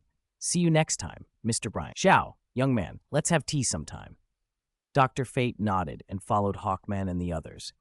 Cyclone, siding with Hawkman as a fellow person of color, didn't bother with a greeting either. Xiao Ran barely noticed. "Boss, another bowl," Xiao Ran called to the kitchen, ordering more noodles.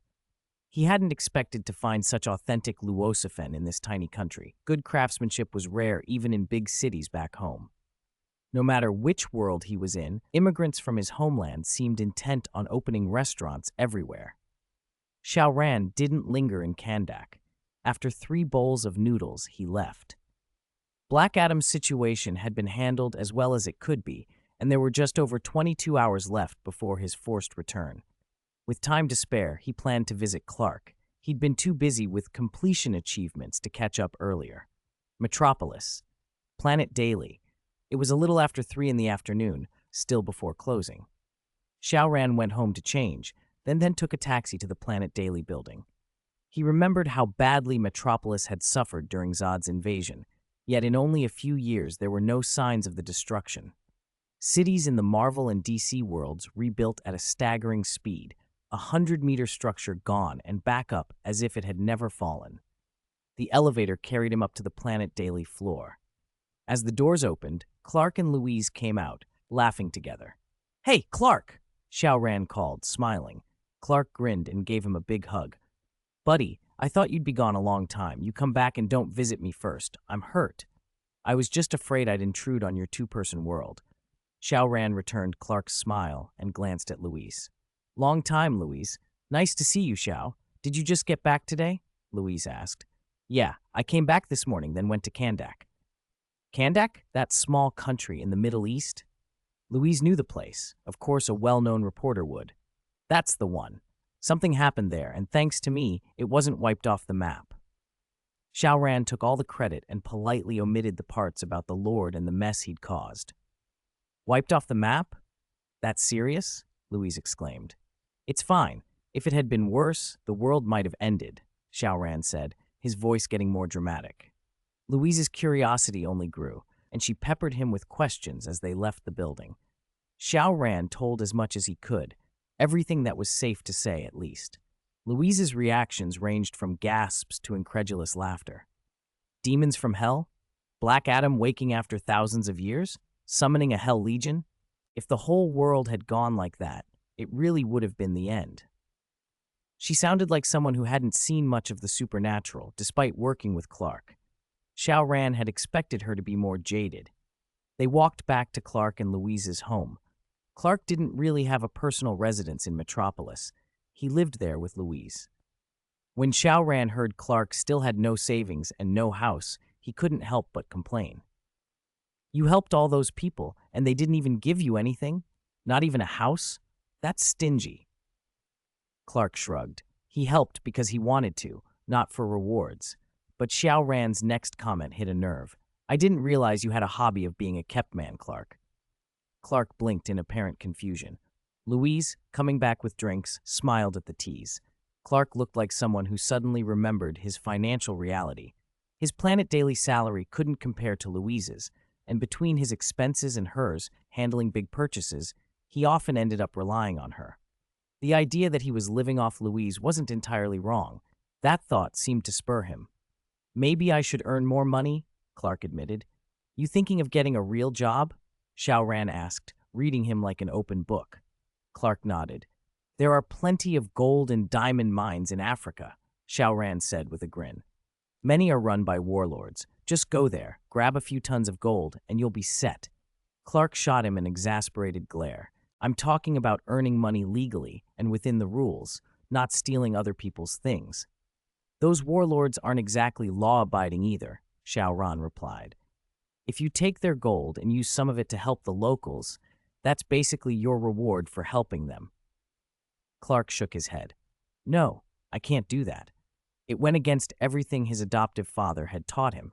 Even if the other person was a scoundrel, Clark couldn't bring himself to take what didn't belong to them." "Well, then there's no other way." Xiao Ran shrugged. If you don't want to go down that road, use your skills to get more exclusive photos. Try to get promoted and get a raise sooner so you don't have to live off a woman anymore." Hearing "living off a woman" again, Clark's face went dark. The three of them chatted a while longer, then went out to dinner. After the meal, Xiao Ran left. He didn't intrude on Clark and Louise's private time. To be honest, he was already a little fed up. Those two could be glued together for all he cared. When he opened his eyes again, he was back in the Suzuki family villa on Kosei Island. Back already? That was quick this time. He glanced at the watch on the nightstand. Exactly 6 a.m. Sonoko was still sound asleep beside him, so he let her be. Xiao Ran dressed, washed up, and went downstairs. It was only 6:15. He asked the villa maid to make a simple breakfast, then went out for a quick swim in the backyard pool. By the time he'd finished and dried off, breakfast was nearly ready. He returned to the dining room, ate leisurely, and picked up the day's paper. There wasn't anything explosive in it, just entertainment gossip and some political items. A certain man caught with a mistress, another rumored scandal. In Neon, items like that were a dime a dozen, and whether they were true hardly mattered. If a married man had money, he often had mistresses. Some wanted the thrill but lacked the nerve, others were brazen about it. Xiao Ran remembered a few years back when a president was rumored to have more than 20 mistresses. How did a man in his 50s keep up with that? The whole thing seemed absurd. After breakfast, it was only 7:30 a.m. Today should have been Monday, a school day, but Xiao Ran checked his phone. It was Sunday. Workers everywhere rejoiced. 2 Sundays in a row, apparently. With this world fused with elements from Conan's science, did anyone expect time to behave normally? Other worlds might have merged in too. This timeline was messier than any comic book universe. Around 8 a.m., people in the villa started waking. Thump, thump, quick little footsteps came down the stairs. Xiao Ran, sunning himself and reading a novel, looked up to see Conan barreling toward him. "Xiao Ran! Xiao Ran!" Conan skidded to a halt. "Do you have any news about yesterday's case?" Yesterday's case? Xiao Ran blinked, then remembered the amusement park incident. Someone who looked like a demon killing people. "No. Why are you so anxious?" Conan nodded, but didn't explain. There were some things he couldn't tell Xiao Ran. After all, the people he had secretly seen the night before hadn't looked entirely human. He suspected the amusement park incident might be connected to those strange figures, and if so, it could be very complicated. "If you're in such a hurry, call the local police and ask," Xiao Ran said. "And Kudo, be careful. You're still a little kid running around in a strange place. Aren't you worried about running into human traffickers?" "There aren't that many human traffickers around here," Conan muttered, rolling his eyes. He hadn't seen traffickers. He'd seen monsters that didn't look human. He turned and ran off to make his call. Xiao Ran smiled and went back to his book. The novel's author used the pen name Takatsuki Sen, another familiar name. He'd found the book in the villa and picked it up to pass the time. There were also plenty of ghouls on Kosei Island, Xiao Ran thought idly. But they didn't have it easy. The demons led by Kibutsuji Muzan had bullied them, making hunting difficult. Many were perpetually hungry. Compared to ghouls on the mainland, Kosei Island's ghouls lived poorly. I wonder if the Demon Slayer Corps will turn their attention to ghouls now that the demons are gone?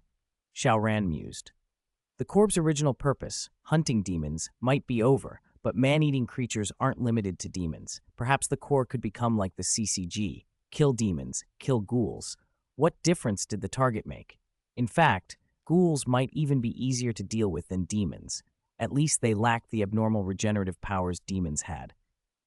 By 8:30, everyone except Sonoko had woken. Ran Muri had meant to wake Sonoko, but Xiao Ran stopped her. "Let her sleep a little longer. She stayed up late last night," he said. Ran gave him a curious look, as if wondering how he'd known. "Kyo, what are you reading?" Kushikawa Shizuka asked, finishing breakfast and peering at the book in his hands. "A novel. Want to read?" Xiao Ran smiled and offered it. Shizuka grinned and produced a book of her own from behind her back. "Let's read together," she said, and sat down beside him. She read a little, then kept glancing at Xiao Ran. After a few more lines, another secretive look. Xiao Ran found the behavior both amusing and slightly exasperating. A ringtone chimed. Xiao Ran's phone, lying nearby, buzzed. Xiao Ran, you have a call, Shizuka reminded him. He reached for the phone and saw the caller ID. Kanai?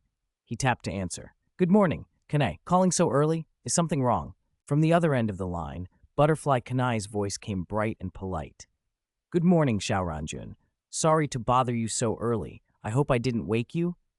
No, I've been up for a while, Xiao Ran replied with a smile. It's fine. What's up? Butterfly Kane hesitated for a moment, then went on. The head of our Demon Slayer Corps wants to thank you properly. He asked me to invite you to the Corps' headquarters as his guest today. You want me to come to the Demon Slayer Corps headquarters as a guest? Xiao Ran repeated. Yes, Kanai said. We were hoping you could join us for lunch. When? Xiao Ran asked. How about noon? I can come by around 10:30 to pick you up, Kanai suggested. That had been the master's plan the previous day. Make a meal of it so everyone could meet him properly. That works. I'll be ready. Come get me at 10:30, Xiao Ran said. All right, see you then. They ended the call. Xiao Ran set his phone down and saw Miss Kushikawa watching him with quiet curiosity. What? He asked. Kushikawa Shizuka shook her head. Nothing. I was just thinking how fast you make friends here, Xiao Ran, she said, a hint of envy in her voice. You want more friends too, Miss Kushikawa? He teased. She laughed, then looked away. I'm not very good at talking to strangers, but having more friends would be nice. I'll introduce you to them next time. Xiao Ran promised, taking her small hand in his. It was soft and warm, and the simple contact felt comfortable. Kushikawa's cheeks warmed. When she saw nobody paying attention to them, she let him hold her hand. Where do you live now? He asked. Number 39, Moroku Town, she said softly. That's not far, Xiao Ran nodded. Would it be all right if I came by sometime? Kushikawa glanced up, blushing, and nodded. You can come whenever you want. Xiao Ran smiled and on impulse, leaned in and kissed her. Don't. Someone might see, she whispered, pushing him gently. They won't, he murmured. With Ran and the others' abilities, discretion was easy enough when they wanted it. At that moment, no one was watching, so he let the moment pass and they returned to their books. He noticed the novel Kushikawa was reading, Love Metronome, the very light novel he'd read yesterday. He hadn't expected her to enjoy that kind of thing, but it made him smile. Sonoko didn't wake up until nearly 10. She came down looking refreshed and immediately bounded over when she saw Ran in the living room. Ran, she cried, flinging herself at her friend. You slept in, Ran said with a smile. Only you, the big lazy pig, could sleep this late, Sonoko grinned and settled beside her. I went to bed late, Sonoko said, and for a moment a blush crept over her face as memories of the previous night surfaced. Ran noticed the expression and leaned in. What happened? Tell me, Ran urged. Sonoko leaned close and whispered into Ran's ear. Ran's eyes widened, and then she clapped a hand over her mouth in shock. Lowering her voice, she hissed, You and Xiao Ran, last night already? Sonoko's face was flushed as she nodded. So you two are officially together now? Ran asked, trying to keep her tone light. That's right. I'm Xiao Ran's girlfriend now, Sonoko declared proudly. Ran blinked. That's quick. I'm not used to this much progress, she muttered, thinking of her own situation with Shinichi. She and Shinichi had known each other for over 10 years and still hadn't even held hands. Shinichi had never confessed. Compared to Sonoko and Xiao Ran's whirlwind, it made Ran both jealous and exasperated. She punched a cushion twice in frustration. Sonoko misread the reaction. Ran, don't be angry. I told Xiao Ran I don't mind if he and you were close. We can be like sisters, best friends always, she said reassuringly. Ran stared. What do you mean, I don't mind if he and you were close? Sonoko went straight on, apparently misunderstanding Ran's confusion. I already know what's going on between you and Xiao Ran. I told him last night that if it's you, I don't mind sharing him with you. Ran's face must have shown every question mark in her head. Share him? What are you talking about? Nothing like that happened between me and Xiao Ran. We're just friends. Before Ran could explain, Sonoko smiled and cut her off. It's okay, Ran. I know you might not accept it right away. Take your time. We'll always be best friends. That won't change. She sounded sincere, and Ran felt both relieved and even more awkward. If only she could make Sonoko understand that there was nothing to accept. Their conversation was interrupted when Xiao Ran walked in. I won't be having lunch at the villa today, he said. I made an appointment with a friend to discuss something. You have friends here too? Sonoko asked, jumping up. Xiao Ran answered casually. New friends I met yesterday. Sonoko's eyes lit up. She instantly understood. These were the people he'd met last night. Almost certainly people from the extraordinary circle. Ran's mind immediately went to the girl from the amusement park. If that was the friend he meant, the meeting could involve things related to that world. That could be important, possibly dangerous. Okay, then go early and come back early, Sonoko said, slipping an arm through Xiao Ran's and pulling him close. We're taking the ferry back at 4. Don't be late. I'll head straight to the pier, Xiao Ran promised. Ran added, her expression serious. Be careful. She didn't like leaving things related to the extraordinary circle to chance. All right, I'm off. Xiao Ran nodded to Ran, then turned to Sonoko. Butterfly Estate. He opened a portal and stepped through. The other end opened at the doorstep of the Butterfly Estate. He stepped out and knocked. Just a moment. After a short while, the gate creaked open and a small head peeked out. When she saw Xiao Ran, Butterfly Shinobu smiled. Xiao Ran-kun, you're here. My sister said you'd be coming this morning. Is your sister home? Xiao Ran asked as he walked into the courtyard. Yes, she's getting ready in her room, Shinobu replied with a bright smile. Are you going on a date with my sister, Xiao Ran-kun? A date? Xiao Ran blinked, then laughed and shook his head. No, I'm just meeting some of her colleagues. Ah, so it's not a date! Shinobu looked disappointed. The little girl, Xiao Ran thought, and let out a soft chuckle.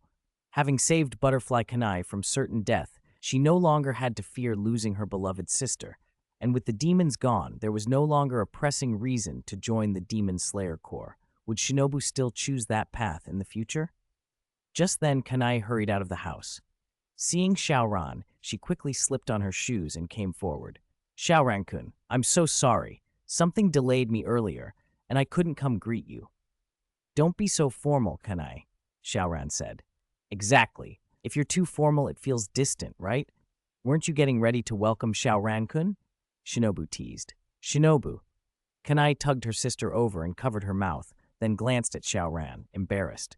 Please don't mind her. I was held up by something else. I see. Xiao Ran rubbed his nose. I suppose I was presumptuous. I thought you were looking forward to meeting again, Kanai. Kanai flushed and babbled an explanation.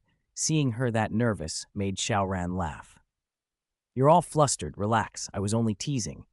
You scared me, she protested helplessly. You look especially beautiful today, Xiao Ran said with a smile. You really put effort into getting ready. At that moment, Shinobu slipped free, ran behind Xiao Ran and hid, peeking out to giggle. See, I told you sister dressed up just for today. Shinobu, Kanai called, hurriedly reaching out. Exactly. Shinobu, still hiding behind Xiao Ran, stuck her tongue out at her sister. You naughty girl, you deserve a beating. Kanai rolled up her sleeves, and the two sisters began chasing each other around the courtyard. Wah! Sister's hitting me! Shinobu squealed as Kanai pursued her. Xiao Ran stood to the side, smiling at the warm, ordinary scene. After their playful scuffle, it was time to go. Kanai told Shinobu to stay at home, then led Xiao Ran toward the Demon Slayer Corps headquarters. Is it all right to leave Shinobu alone? Xiao Ran asked as they walked. It's fine. Kanai shook her head. Don't underestimate her because she's small. Her strength is actually impressive. Is she learning a breathing style? Xiao Ran asked, surprised. She started last year, but she refused to learn my flower breathing. She practices insect breathing instead. Shinobu really likes insects, Kanai said with a fond smile. That's good. In times like these, it's important to be able to protect yourself, Xiao Ran nodded. After a little while, Xiao Ran asked, Is the Demon Slayer Corp headquarters far? Kanai thought for a moment. About 10 kilometers from here. If we hurry, we'll get there quickly. Walking would be too slow. Point me in the direction, and I'll take you there. Before she could protest, Xiao Ran scooped Kanai into his arms. She opened her mouth to tell him not to hurry, but instead pointed. Over there, she said. With a blur, Xiao Ran shot into the sky, breaking the sound barrier. Even slowing down, he covered the 10 kilometers in a few minutes. From above, they could already see the buildings of the headquarters. He touched down gently and set Kanai on her feet. She let out a relieved breath and smoothed her ruffled clothes before leading him to the entrance and knocking. Coming. The door swung open with a creak. A man with yellow hair tipped in fiery red stood in the doorway and looked at them with bright eyes. Presumably this is Mr. Xiao Ran, he said, as if confirming. This is Kyojuro Rengoku, our flame Hashira, Kanai added quickly. It's a pleasure to meet you, Mr. Kyojuro Rengoku, Xiao Ran said, smiling, and shook his hand. Kyojuro's face flushed with excitement. If it weren't for you, Mr. Xiao Ran, had you not ended Kibutsuji Muzan, our corps would still be rescuing civilians from those demons. Even worse harm could have befallen countless people. We owe you everything. Please accept my bow. Kyojuro insisted, and actually began to bend as if to kneel. Don't be so formal, Xiao Ran said, helping him up. I only did what I could. Compared to the Demon Slayer Corps' generations of dedication, my actions amount to nothing. Xiao Ran's words were sincere. The Corps had spent centuries hunting demons and saving people. He had acted because those demons stood in his way. In terms of devotion and ideology, he knew he couldn't measure up. But Kyojuro only cared about the fact. Xiao Ran had killed Muzan, eliminated the demons on the island, and saved hundreds of thousands of lives. That kindness felt greater than the heavens to those who had fought so long against the darkness. Even Kokushibo had been a terrifying opponent. Against Muzan, the Corps might have been annihilated. Xiao Ran had done what they could not. Kyojuro could not be prevented from expressing his gratitude. If he could not kneel, he would at least bow deeply. Inside the dining hall, a long table groaned under a feast of exquisite dishes. The Hashira and other leaders of the Demon Slayer Corps, including Mr. Ubuyashiki, were already seated on either side. Kyojuro led Xiao Ran and Kanai through the door. Master, this is Mr. Rower. Xiao Ran, Kyojuro announced, in case anyone there did not recognize him. At Kyojuro's words, the assembled group rose and bowed low to Xiao Ran. Ubuyashiki's face was wet with tears of gratitude. The eradication of the demons had been the lifelong wish of the Ubuyashiki family. Finally, it had been realized.